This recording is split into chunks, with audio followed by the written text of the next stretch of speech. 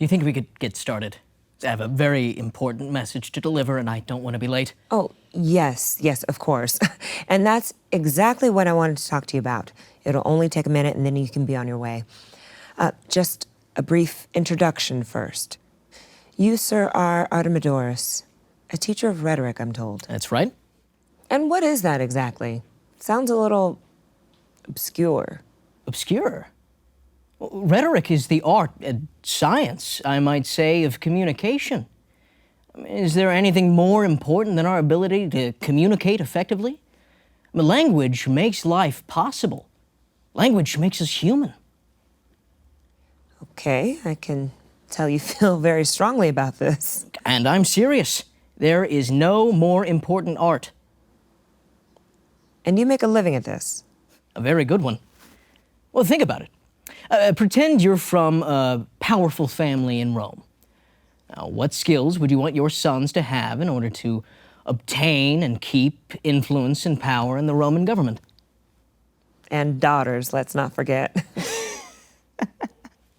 Humor. I like it. It's a nice touch. But don't be silly. Hiring me to teach your daughters rhetoric would be a waste of time. I'm sure you're aware that women in Rome have no place in government, no place in public life, really. Except indirectly, shall we say, when a woman might try to sway her husband's opinions. But the opportunities and odds for that happening are few and far between. Although, it's a good idea. I could teach a class to women who want to have more persuasive power over their husbands. We wouldn't want the husbands to know about the class, of course. That's tricky. Yes, well, you were saying something about skills. Oh, that's right. Skills. What skills would you want your son to have in order to have a career in the Roman state? Swordsmanship? Hardly. Power comes from influence, and influence comes from persuasion. You want to pass a new law? You have to persuade your fellow sinners. You want to start a new war in Gaul? You have to convince your peers, your soldiers, the people of Rome, that a war's the thing to do. And not only convince them to accept it, but convince them to believe that it's the right thing to do, that it's the only thing to do. I'm starting to see what you mean. You know, where I'm from, people aren't really interested in persuading each other about anything. It's more like what I think is right and what you think is dumb and dangerous. Whatever. It's more like a food fight than a debate. Oh, dear. Sounds dreadful. How does anything get done? Oh, nothing gets done. That's actually what we tend to mean by the word rhetoric. A lot of posturing, but not a lot of action. That's just a bunch of rhetoric. Lots of words, but no meaning. Well, that is a form of rhetoric, though a lowly one. But in our sense of the word, rhetoric is the master science. It's the study of language in all its forms. And there isn't anything that we do as human beings that isn't touched by language. So you're saying it's something that people can work on, like a skill? Of course. Compare it to sword fighting. If you're in a sword fight, the better skills you have, the more practice and technique, the better you're going to do, right? I suppose so. And so what if you're in a war of words with somebody? Which can be just as much of a life and death struggle as a sword fight, by the way. And wouldn't you want just as much knowledge about the tool you're using, about language, as you would about swords and sword fighting? Would you want the skill, and practice, and technique and experience? I see what you mean. And it's not just the life and death stuff, of course. Language is everywhere. Take this exercise. Let's say that I have sent you a letter. Let's say it's this letter right here. Say it's... This is exquisite paper. Is it Egyptian? No idea. Right, sorry. Let's say that that is the letter that I've sent you. And let's say that you liked the letter. Now, what do you say to me in your reply about liking my letter? Well, I suppose I'd say I like the letter. Good. Good. That's a good start. How else might you say it? I really enjoyed your letter. Excellent. You're very good at this, Servilia. Thank you. Now, How many other ways do you think you can come up with of saying it? I don't know. A few more. Thanks for the lovely letter. Wonderful. Now, what if I were to say that as my student of rhetoric, your homework is to come up with 150 different ways of saying it? 150? That sounds like a lot. And I bet you could do it. You just haven't been practicing. But 150? Well, don't be silly. That's only the bottom limit. Your brief note refreshed my spirits in no small measure. Your pages engendered in me an unfamiliar delight. I conceived a wonderful delight from the note you sent. I was singularly delighted by your epistle. Epistle? It's another word for letter. Your brief missive flooded me with inexpressible joy. As a result of your letter, I was suffused by an unfamiliar gladness. The perusal of your letter charmed my mind with singular delight.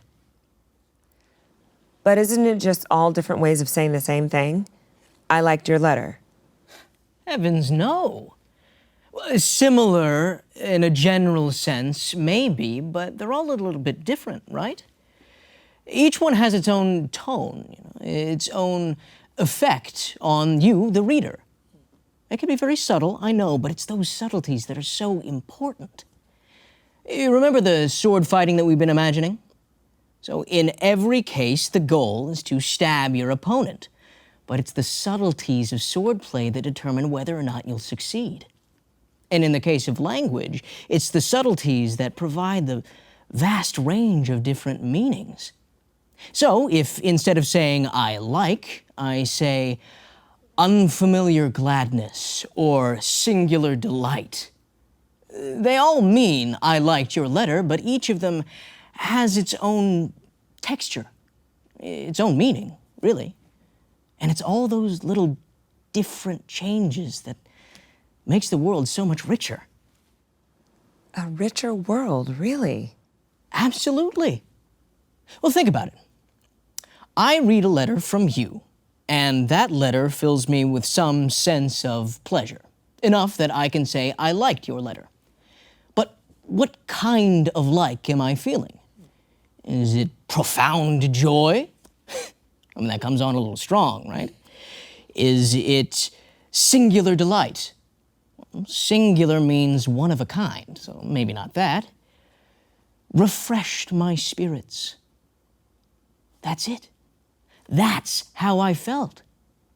See, these are all different worlds, Servilia. Profound joy, singular delight, refreshed spirits. And how can we know what world we're living in until we've named it? I mean, indeed, do these worlds even exist unless we've named them? The world gets richer from naming it. Language is our passport to a richer life. You're very convincing, Artemidorus. Thank you. I've been practicing. Now you try. Now? Why not? How else would you say it? I don't know, let's see. Your note has instilled in me a sense of calm delight. Fantastic. A sense of calm delight. You're a natural. Now, I want 149 on my doorstep by tomorrow morning. I just might do that. You know, you really are sly, Servilia. You're a real master of influence yourself. I mean, look at me. I've got urgent business to attend to, and here you've got me talking about myself and my work. Look, I really must go, okay? This is of the utmost importance. It's vital to the future of Rome, in fact. Oh dear, yes, of course. But I suppose there's no better person for the job. Let's hope. But everything rides on getting an audience with Caesar. You see, there's only one sure way to undermine the power of language, and that's not to be heard at all. My letter will mean nothing if it's not read. Sounds like there's a lot more at stake than I liked your letter. Much more. Much, much more, I'm afraid. Well, if you don't mind, I I know you're in a hurry, but would you mind reading the letter for our audience? Very well, but only because it's short, and then after that, I really do have to go. Caesar, beware of Brutus. Take heed of Cassius. Come not near Casca. Have an eye to Cinna.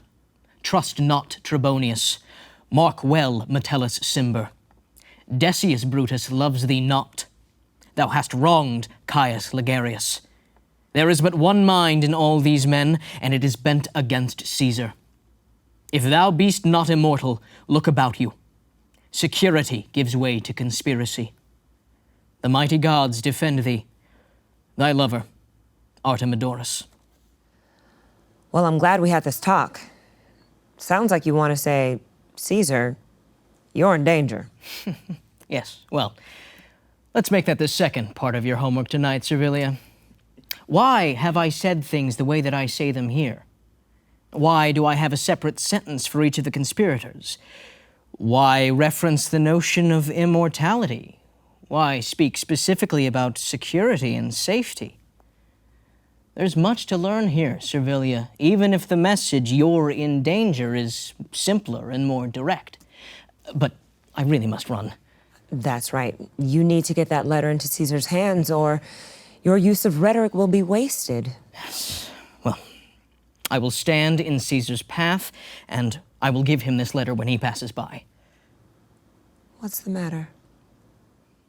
My heart laments that virtue cannot live out of the teeth of emulation. I'm sorry? Oh, let's see. I feel sad that the virtue, the goodness and excellence of character of Caesar cannot live free from the envy and rivalry of others. So, just to make this clear, you're a Caesar supporter? Of course. There's no more virtuous man in all of Rome. And do you think this conspiracy against him is driven by envy? A rivalry from others? What else? Have they talked themselves into some high ideals? Love of the Roman people, hatred of tyrants? It's very typical of Romans, I'm afraid. They often don't know their own hearts. They feel envy, but then they talk of the good of Rome. Sounds like language can hide as much as it can reveal, even when it comes to our own hearts. It's very well said, Servilia. It's a sad truth, but very well said. But if I can get Caesar my letter, he might stand a chance of surviving this conspiracy. If not, then the traitors must have fate on their side. And if Caesar dies, it's going to take someone with much greater talent with language than myself to tell that story. Well, maybe that person will come along someday. It's been nice talking to you. Wait, no. Talking to you has awakened in me a new appreciation for the power of language and a growing concern for the future of the Roman people. Nicely done, Servilia, nicely done.